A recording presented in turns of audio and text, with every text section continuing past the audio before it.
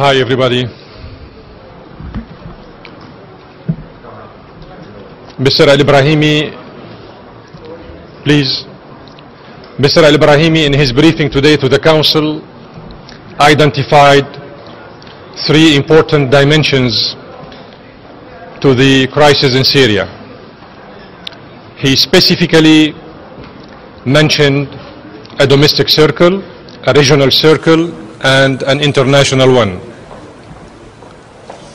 meaning that the special envoy and the United Nations behind him, the Security Council included, have finally acknowledged what we have been saying for almost 2 years, that there are foreign hands interfering in the domestic affairs of my country, Syria.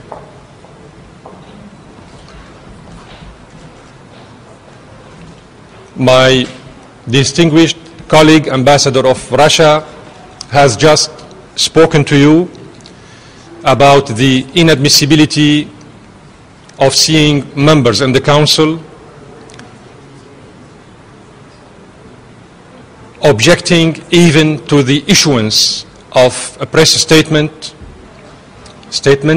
in plural, because so far 6 draft press statements were objected by some permanent members in the Council. The 6 press statements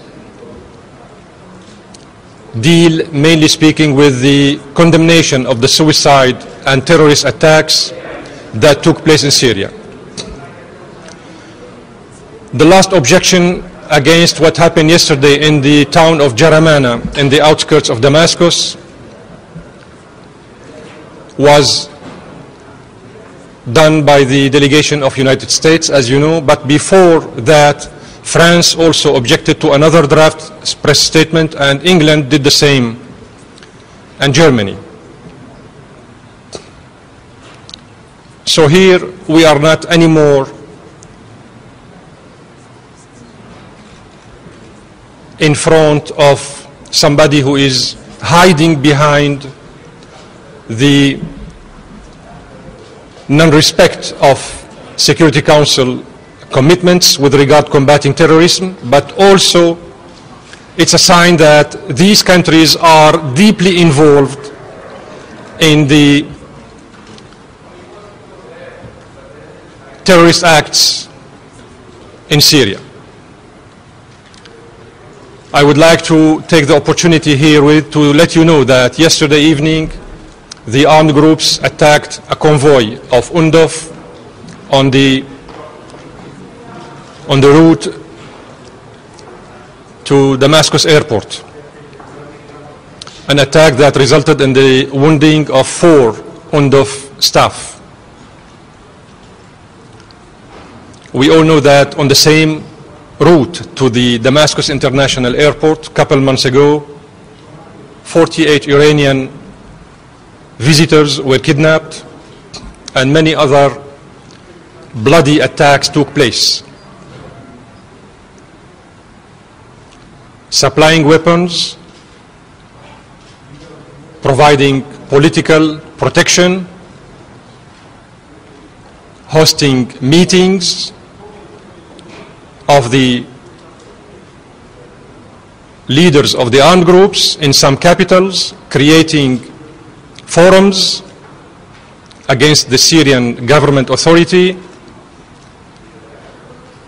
promising to supply sophisticated weapons to the armed groups, as we all saw today in this article in the New York Times.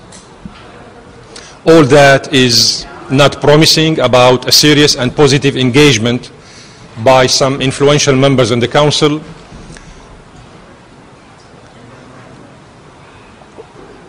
to solve the Syrian crisis in accordance with Al-Ibrahimi plan, as well as with the 6-point plan of Mr. Kofi Annan, his predecessor.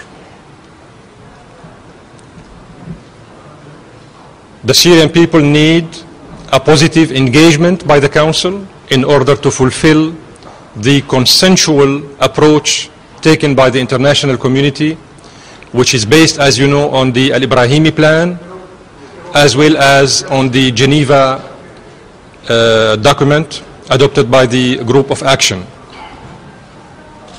This is what we need.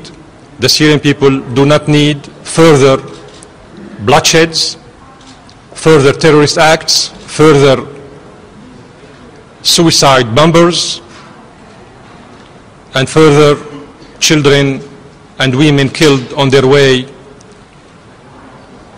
to their works and their schools. I'm in your hands.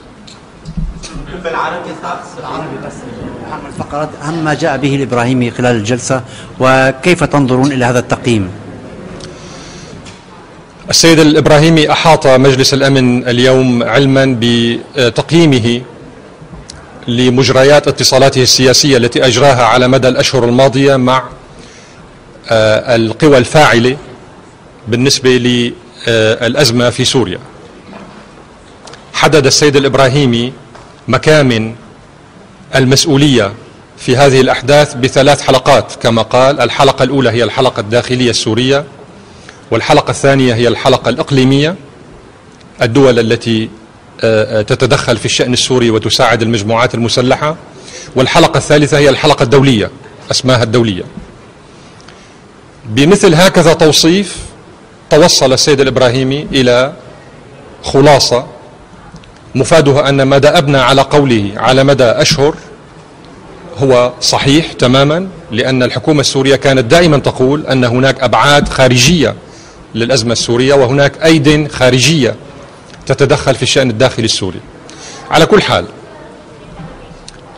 المسألة اليوم لم تعد مسألة ماذا يريد الإبراهيمي من عدمه. الحكومة السورية تدعم مهمة الإبراهيمي وتتعاون معه لتطبيقها على أرض الواقع، لكن المشكلة اليوم هي أن أعضاء في مجلس الأمن بعضهم دائم العضوية قد اعترض للمرة السادسة على التوالي على مجرد إصدار بيان صحفي يدين العمل الإرهابي الجبان الذي حدث بالأمس في مدينة جرمانة في ضواحي دمشق، والذي أسفر عن مقتل حوالي 54 مدني ضحية من أطفال ونساء ورجال وشيوخ بفعل التفجيرين الانتحاريين اللذين حصلا في تلك المدينة. هذه هي المرة السادسة التي تعترض فيها دول دائمة العضوية في مجلس الأمن على إصدار مجرد بيان صحفي يدين عملا إرهابيا، وهذا يخالف كل قواعد العمل الناظمة لمكافحة الإرهاب داخل مجلس الأمن كما تعرفون. Yes.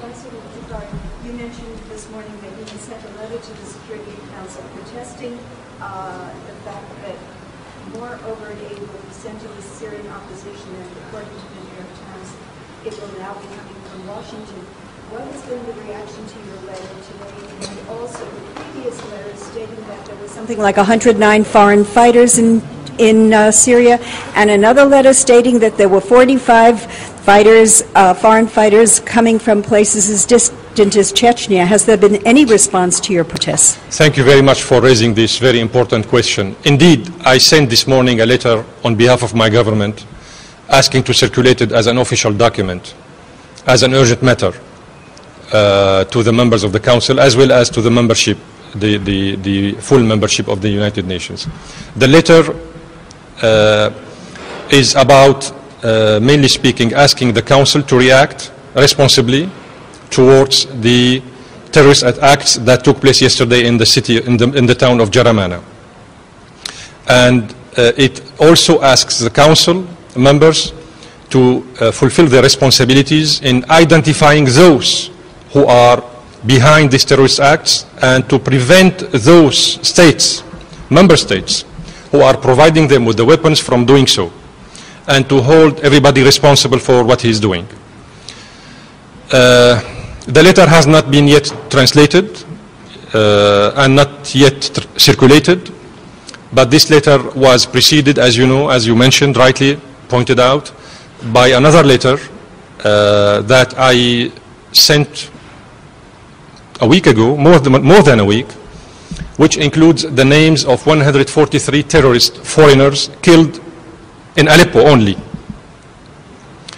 They are Tunisians, Libyans, Saudis, Qataris, Egyptians, Palestinians, Chechens, one from Azerbaijan, one from Pakistan, and they all belong to Al-Qaeda organization. Before that, by coincidence, the letter has not been yet translated and has not been yet circulated for some reasons. But this is a very important letter because also we sent it CC to the head of the Committee on Combating Terrorism, Al-Qaeda resolution, who is the ambassador of India, as you know, to take action also with this regard. We receive from time to time letters from this committee related to combating Al-Qaeda terrorism, saying that they deleted the name of this Saudi guy who was on the list, or they added the name of this guy who wasn't there. But when you send them 143 names, they don't take action. Before these two letters, I sent another letter also, indeed, in which I provided the names of dozens of other terrorists, some of them affiliated with Al-Qaeda. No action, no reaction. The most surprising thing was my first letter, in which was accompanied by CDs, confessions by alive prisoners from Al-Qaeda, confessions on the CDs. No reaction. 26 terrorists, all of them from Arab countries, Tunisian, Libyans, Egyptians, and etc., etc., etc. So here we are really in front of not only double standards, it may be triple standards, or I don't know how many standards. This is something shameful, and if you want to combat terrorism, terrorism has no color, has no religion, has no race. This is what we all agreed upon in the United Nations. It seems that the terrorism that is hitting Syria is halal, and the terrorism which is hitting somewhere else is haram.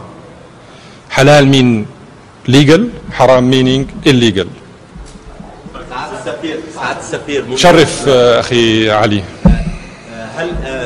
هل الحكومة السورية باتت مستعدة للدخول في حوار سياسي والتخلي عن الخيار العسكري؟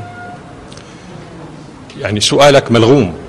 باتت؟ لا، الحكومة السورية كانت منذ البداية مع الحل السياسي، ولذلك قلنا نعم لخطة كوفي عنان، ثم قلنا نعم للمراقبين العرب، ثم قلنا نعم للمراقبين الدوليين الجنرال مود وفريقه، ثم قلنا نعم لبيان جنيف.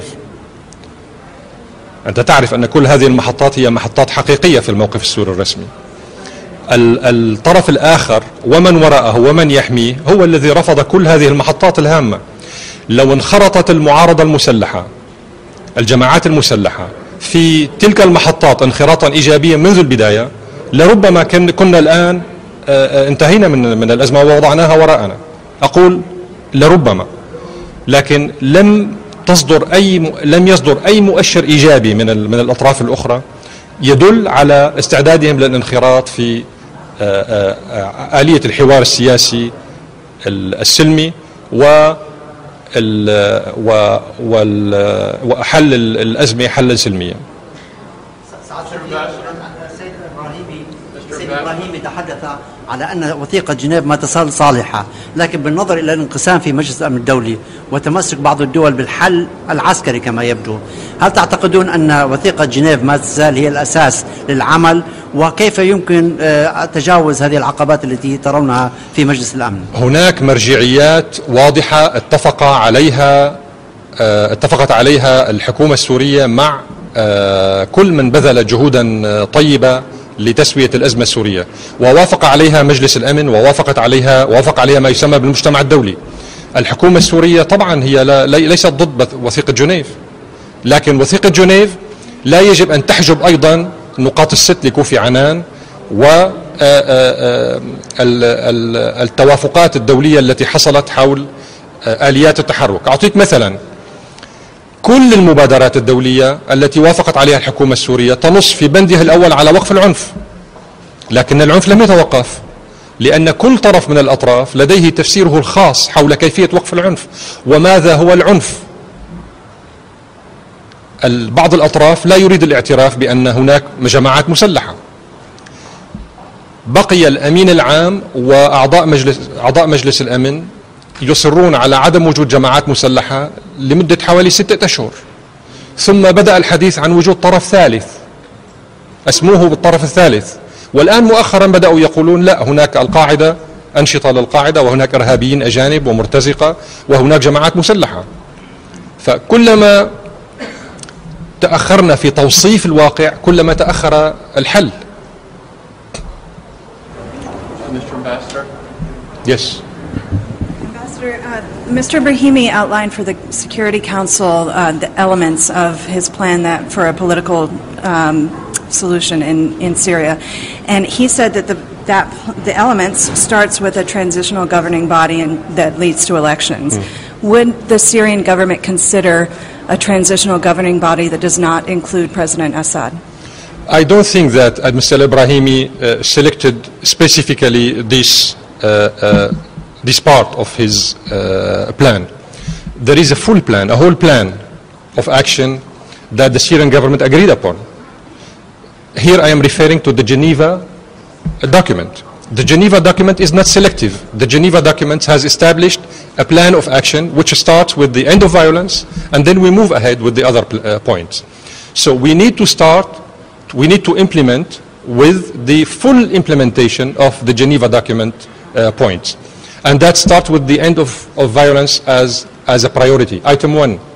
Then we move ahead to the other steps. The issue is political right now. If the countries that exert political pressure on the armed groups do not stop their political support, their direct involvement in providing weapons to these armed groups and refuge and safe haven and camps and training, if they don't do that, item 1 of Mr. Al-Ibrahimi plan will not be implemented, and that will affect, negatively speaking, the other steps. Yes. I'm sorry if you answered this. This proposal to put Patriot missiles of NATO on the Turkish border, some are saying that this would create some kind of a protected zone within Syria. What's your understanding of what these missiles would do? And also, Ambassador Churkin quoted the U.S. as saying, as to the most recent bombings, that there is not sufficient information to label it a terrorist attack. And I wonder what do you make of that position of the U.S. if it is their position? Let me start by the second part of your question. I think the American reaction to what happened yesterday in the town of Jaramana reflects, clearly speaking, that the American administration is protecting those who perpetrated these terrorist acts. Anybody who saw the footage of the explosion, of the 2 explosions that took place in the town of Jaramana, would have concluded easily that there were scores of innocent people who got killed by these 2 explosions, these 2 terrorist suicide bombings. Pretending that they don't have enough information, that means they are dealing with the terrorist activities in Syria selectively. They are hiding and protecting some kind of terrorist acts while singling out some others because they don't fit into their interest. As I said many times, you cannot be a fireman and an arsonist at the same time. We need to see a responsible position taken by Washington with this regard, because after all, you know, terrorism is an activity, a cross-border activity. Terrorists have no country. They have no obedience but to killings and bloodsheds. Once you take the evil of terrorism out of the bottle, you will not be able to bring it back into it. So combating terrorism should be a serious matter for all of us. We urged the American administration, especially after the re-election of Mr. Obama, to reconsider its position in such a way that we see Washington involved more responsibly in combating terrorist acts in my country, Syria. Yes. You mentioned the New York Times article which reports that the U.S. may become more involved, and particularly that the U.S. sees the current moment as a turning point. What is your impression of that article, and what do you think will be the overall effect of the article on this situation in your country? I wouldn't comment on a media report, but I made reference to this article published by the New York Times for the sake of clarity and clarification for your distinguished colleagues. This is a very important article, like other articles actually, which was published by not only the New York Times but the Washington Post and some Turkish newspapers, German newspapers, French. All of them shed important lights on the fact that the capitals and the governments of these countries, USA, Germany, France, Britain, Turkey, are somehow playing and manipulating the evil by supporting the armed groups in Syria and providing some terrorist groups in Syria or acting in Syria. Most of them are foreigners, by the necessary sophisticated weapons so that they could go ahead with their defiance of the government's authority. This is illegal everywhere that happens. This is described by the Charter as illegal. No foreign government should support any armed groups acting on the land of another country. This is a violation of the Charter. This is a violation of the international commitments related to the combating of terrorism. So we have to be responsible while dealing with the Syrian crisis. How come the American administration would be willing to provide the armed groups acting in Syria with sophisticated weapons, while we are all working in the Council on how to make the mission of Mr. al-Ibrahimi a successful one? Either you want to find out a political settlement, or you say that you are from the beginning against al-Ibrahimi plan. Don't waste the time of this gentleman, and don't waste the time of the members in the Council. So this is a big challenge faced by the Council as well as by the so-called international community. Thank you.